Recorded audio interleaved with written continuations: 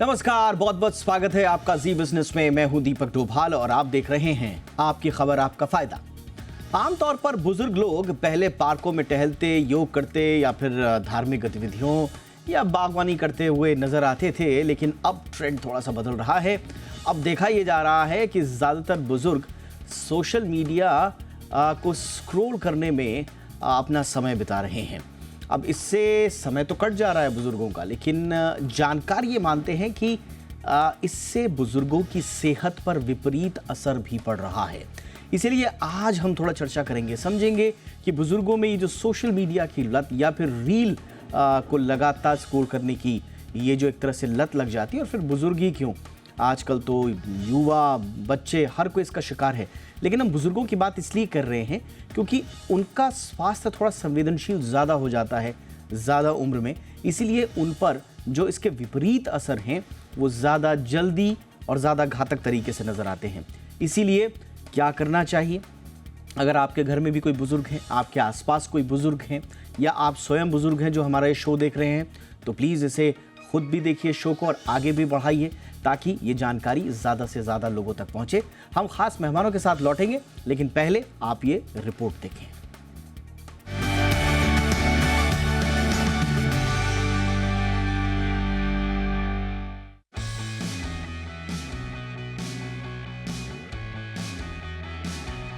देश की कुल आबादी में करीब 10% यानी 14 करोड़ लोग बुजुर्गों की श्रेणी में आते हैं।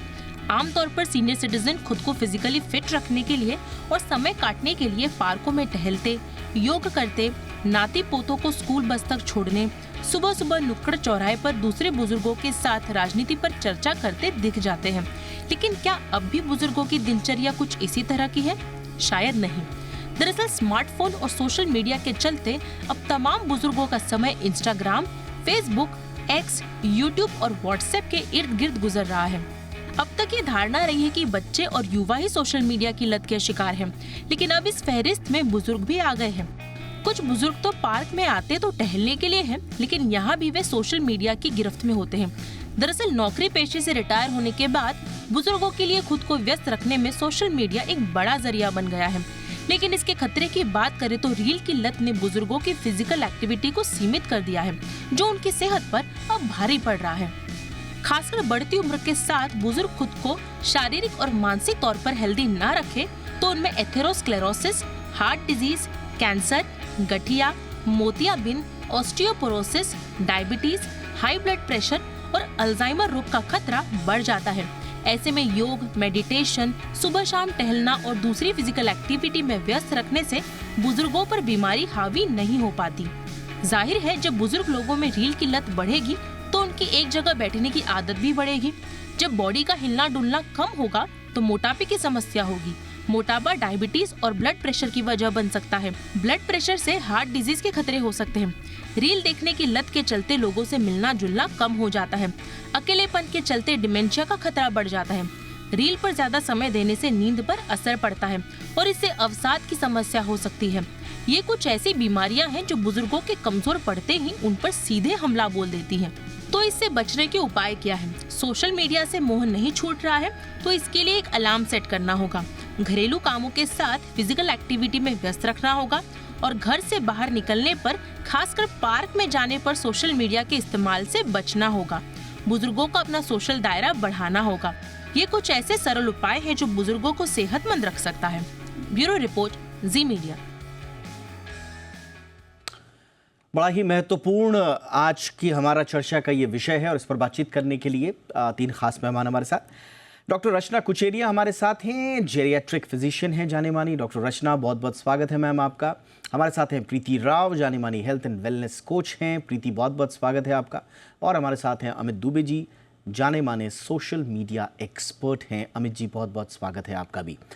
डॉक्टर कुचेरिया, मैं आपसे चर्चा की शुरुआत कर रहा हूं मैम, और ये कितना कंसर्निंग सब्जेक्ट है, क्योंकि हम देख रहे हैं कि ऐसा कोई तबका नहीं है उम्र का जो कि रील्स देखने, सोशल मीडिया के इन्फ्लुएंस या उसके लत का शिकार नहीं है।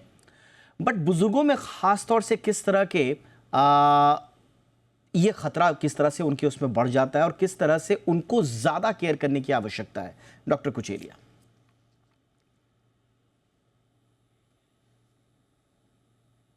मैम संभवतः आप म्यूट पर हैं, प्लीज अनम्यूट हो जाएं। सॉरी। धन्यवाद दीपक जी, शो पे इनवाइट करने के लिए। तो दो बातें इसमें ध्यान में रखनी है। जो आप सोशल मीडिया रील की एडिक्शन कह रहे हैं या बहुत ज्यादा उसका इस्तेमाल करने, तो उसके फायदे भी हैं कि अकेलापन वगैरह ना महसूस हो, नई चीजें जानने को मिले, मनोरंजन बना रहे। मगर जैसे कि हम कहते हैं, हर चीज मॉडरेशन में होनी चाहिए। तो ये देखने के कारण, चाहे टीवी, सोशल मीडिया, अगर उनकी फिजिकल एक्टिविटी में कॉम्प्रोमाइज हो रहा है, पहली बात, या दूसरी बात, सेडेंट्री जो हैबिट है वो बढ़ रही है कि घंटों आप बैठ रहे हैं और उठ नहीं रहे हैं, इन दो चीजों का खास ध्यान रखना है। इनको अगर आप इनको फॉलो कर सकते हैं कि आप रोज फिजिकल एक्टिविटी, आप अपनी सैर पे जा रहे हैं, एक्सरसाइज कर रहे हैं, योग कर रहे हैं, ये आप कर रहे हैं 40 मिनट से 1 घंटा, या 2 बार दिन में कर लीजिए, 25 मिनट एक बार, 25 मिनट कुछ और 40 मिनट से 1 घंटा एक साथ ना बैठें, उठ जाएं, पानी लेने जाएं, कुछ और करने जाएं, कुछ किचन में काम कर लें। तो इन चीजों का अगर आप ख्याल रख सकते हैं तो हद में थोड़ा बहुत सोशल मीडिया या टीवी मनोरंजन के लिए, ताकि अकेलापन ना हो, बैलेंस में ठीक है। तो ये दो बातों से मैं शुरू करना चाहूंगी। Absolutely ma'am. और ये आपने बहुत इंपॉर्टेंट बात बोली कि अगर आपका वो जिसको बोलते हैं ना सोशल मीडिया कंटेंट देखने की अगर आपकी लत छूट नहीं रही तो आप क्या कर सकते हैं, क्योंकि ये बात सही है कि वाकई में अब उस तरह का माहौल जैसा पहले होता था जिसमें सोशल कनेक्शंस बुजुर्ग बनाते थे, interacting with families, friends, neighbourhood, अब थोड़ा थोड़ा ये ताना बाना जो है सामाजिक वो भी बदलता जा रहा है, तो उनके पास उतने ज़्यादा वो ऑप्शंस नहीं बचे। फिर साथ ही साथ जो आपकी परसुइंग हैबिट्स होती थी, जैसे गार्डनिंग हो गया, पेंटिंग हो गया, म्यूज़िक हो गया, रीडिंग हो गया, ये इनकी हैप्पीनेस में एक सिग्निफिकेंट कंट्रीब्यूशन इनका होता था, प्रीति। लेकिन अब वो माहौल रहा नहीं, तो ऐसे में अब ले देकर उनके पास सोशल मीडिया कंज्यूम करने के कोई ऑप्शन बचा नहीं है। ऐसे में किन किन बातों का ध्यान रखना है? जैसे मैम ने बताया कि आप निश्चित अंतराल में उठें, धीरे धीरे अपनी सेहत को ध्यान में रखते हुए कंज्यूम करें कंटेंट को। आप क्या टिप्स देंगी? Thank you for asking that question. देखिए, फर्स्ट ऑफ ऑल हमें तो रूट कॉज को पहचानना चाहिए कि ऐसा क्यों है कि हमारे सीनियर सिटीजन्स इतना टाइम सोशल मीडिया पे बिता रहे हैं। ये हमारी सोसाइटी बदल गई है। हमारी सोसाइटी एक कम्युनिटी लिविंग में रहती थी। नेबरहुड्स आसपास में एक दूसरे से साथ मिलते थे, बात करते थे। और अब हम एक ऐसी सोसाइटी में जीते हैं जहाँ पे एवरीबडी, चाहे वो यंग आदमी हो, चाहे वो मिडिल एज आदमी हो, एक बच्चा हो, सीनियर सिटीजन हो, there is a lot of loneliness and isolation. I think हमें ये रियलाइज करना चाहिए कि एज अ सोसाइटी हमारे अंदर भी बदलाव आना चाहिए कि जैसे जैसे हम रियलाइज करते हैं कि हमारे फैमिली में सीनियर सिटीजन्स हैं, we have to create avenues for them not to feel कि वो डिप्रेस्ड फील करें, because loneliness is one of the biggest reasons for depression, and depression can be one of the biggest reasons for dissatisfaction in life and for somebody not having a desire कि वो आगे जीना चाहें। तो as a society, as families, हमें उनके साथ ज्यादा एंगेज करना चाहिए। हमें उनके साथ उतना ही समय देना चाहिए, उतना ही उनको प्रायोरिटी देना चाहिए जितना हम अपने बच्चों को देते हैं। बिकॉज जैसे जैसे हमारे बुजुर्ग एज में बढ़ते हैं तो वो बच्चे समान हो जाते हैं। उनको कहीं सारी दिक्कतें आती हैं, प्रॉब्लम्स आती हैं, उन्हें हेल्प की जरूरत है। Number 1। Number 2, I think young people को सीनियर सिटीजन के साथ मिलके उनके साथ बात करना चाहिए। और हमें एक सिस्टम चाहिए जो बाहर के देशों में बहुत ही मशहूर है। People should volunteer, right? There are lot of organisations internationally जहाँ पे बच्चे वॉलंटियर करते हैं कि सीनियर सिटीजन्स के साथ जाके उनके साथ समय बिताएं। उनका काम, उनके जो छोटे छोटे काम हैं, जैसे शॉपिंग करवाना है, उनको पार्क तक लेके जाना है, उनके साथ बैठ के बातें करना है, उनके हेल्थ के बारे में बात करना है, चाहे छोटे बच्चे हो या चाहे हमारे यूथ हो। I think that youth and young people should volunteer the time. We have to create a society में एक ऐसा सिस्टम हमें बनाना चाहिए ताकि दे फील सपोर्टेड। नंबर 2, जैसे हम एज होते हैं तो हमारी मेंटल डेक्स्चरिटी कम होती रहती है, हमारी कॉग्निटिव एबिलिटीज कम होती रहती हैं। तो बहुत ज़रूरत है कि even if people are engaging in social media, तो ऐसी तरह से एक्टिविटी करें जिसमें हमारी मेंटल डेक्स्टेरिटी बेटर होती है, हमारे माइंड को थिंक करने में मजबूर करती है। So if you think doing crossword puzzles, paper पे करना, एप्स में करना, जो सारी चीजें हमारी मेमोरी को एनहांस करती है।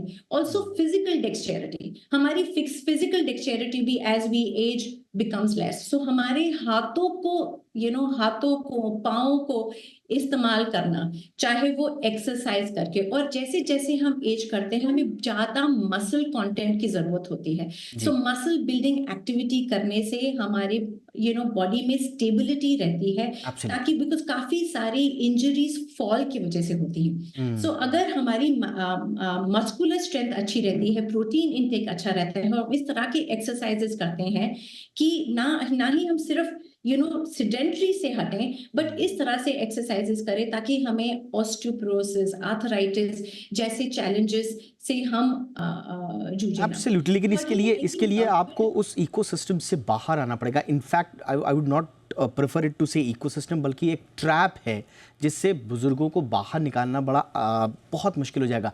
अच्छा अमित जी, इसके कुछ बहुत सारे, हम फिजिकल हेल्थ पे तो हम बात कर रहे हैं, लेकिन जिस लेवल का मेंटल हेल्थ का जो डिग्रेडेशन हम देखते हैं बुजुर्गों के हाथों में एक बार मोबाइल आने के बाद, हम ये अक्सर कहते तो हैं कि साहब ओल्डर इंडिविजुअल्स जो होते हैं वो ज़्यादा अच्छे तरीके से इमोशंस को कंट्रोल कर सकते हैं, क्योंकि एक पूरा का पूरा अनुभव चलता है उनके साथ उम्र का।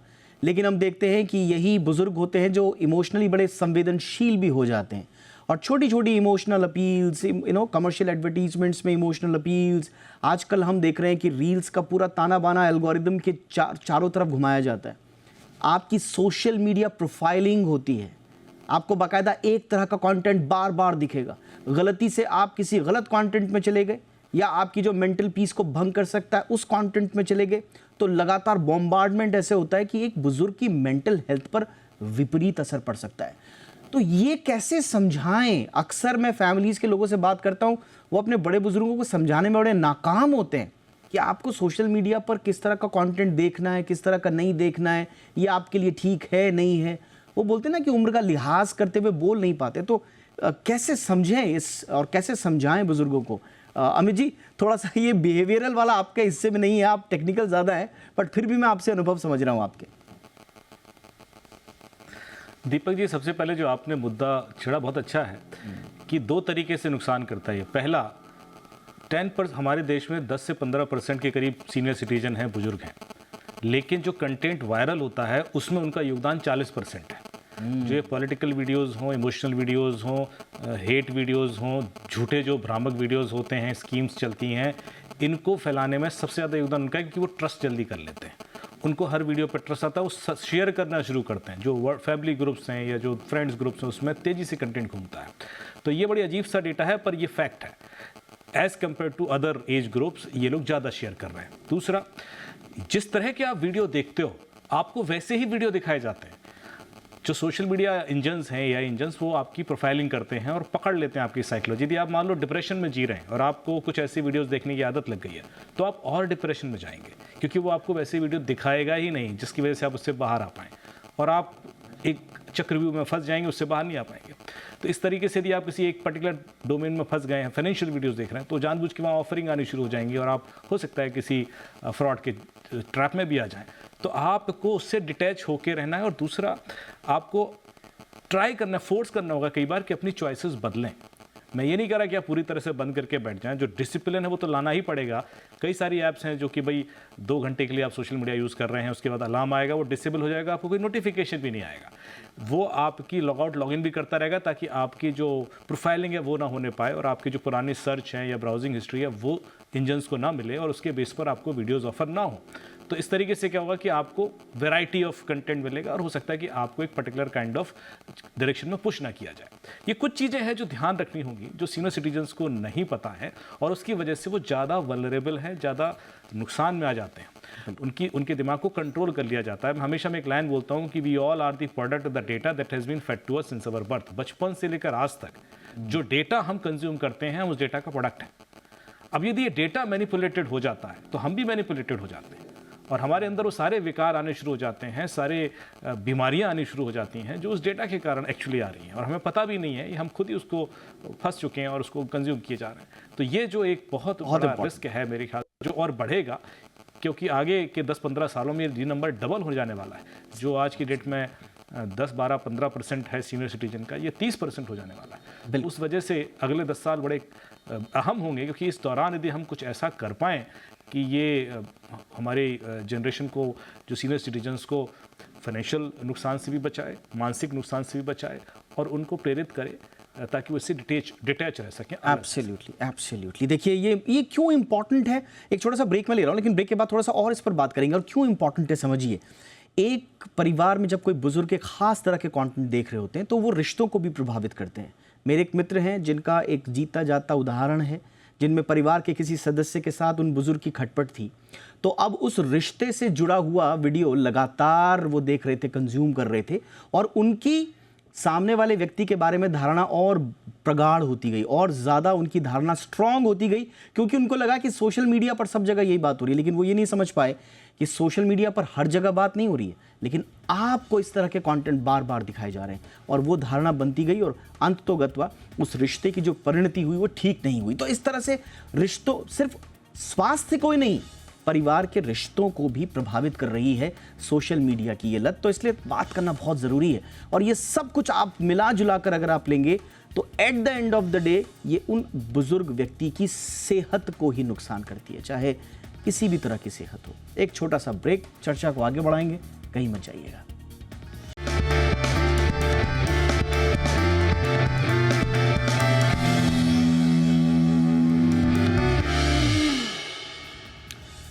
इस समय दुनिया में लगभग 12.5% लोग बुजुर्ग हैं, यानी कि 60 साल से उम्र के ज़्यादा हैं।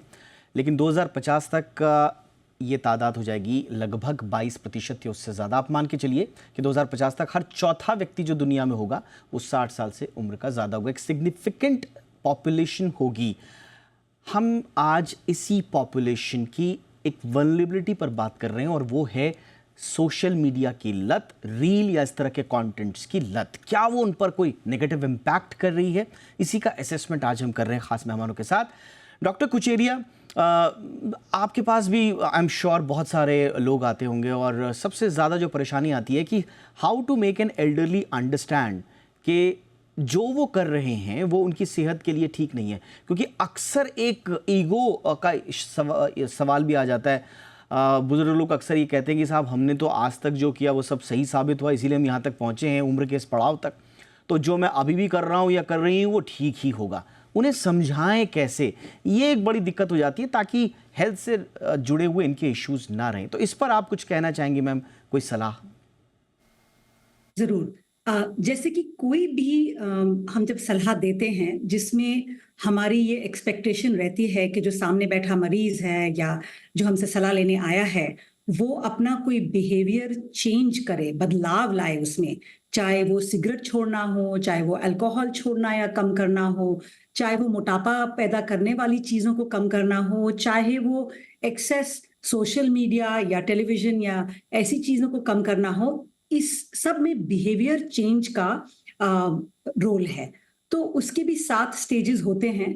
तो एज अ फिजिशियन ऑल्सो हमें ये देखना है कि हमारे सामने जो बैठा है वो कौन सी स्टेज पे है, क्या वो एक्चुअली चेंज चाहता है या नहीं।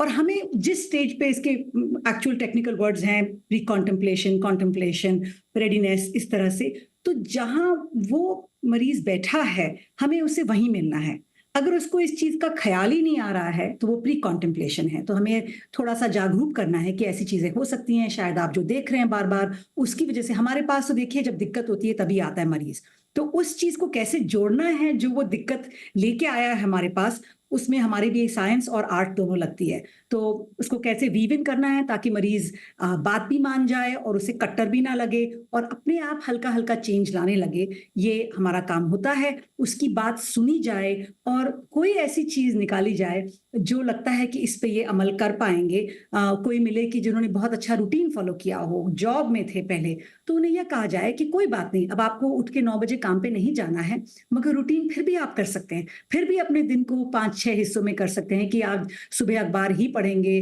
दोपहर में किताब पढ़ने की कोशिश करेंगे, शाम को गाने सुन सकते हैं, और ये टाइम आपका सोशल मीडिया का या खबरें सुनने का या रील देखने का ये है। तो हर चीज को जैसे आप प्री रिटायरमेंट संतुलन में करते थे, ऐसा तो नहीं था कि पूरा दिन बैठ के अपने फोन में रीलें देख सकते हैं या नेटफ्लिक्स देख सकते हैं टीवी पे।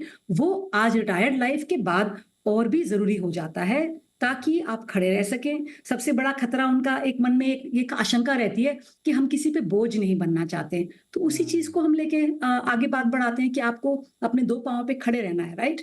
आपको बिस्तर नहीं पकड़ना है, आपको किसी पे डिपेंडेंट नहीं होना है, इसमें तो सबकी एग्रीमेंट होती है। तो अब उसके लिए क्या क्या करना है, और उन्हीं से कई नुस्खे खुद बुलवाए जाएं।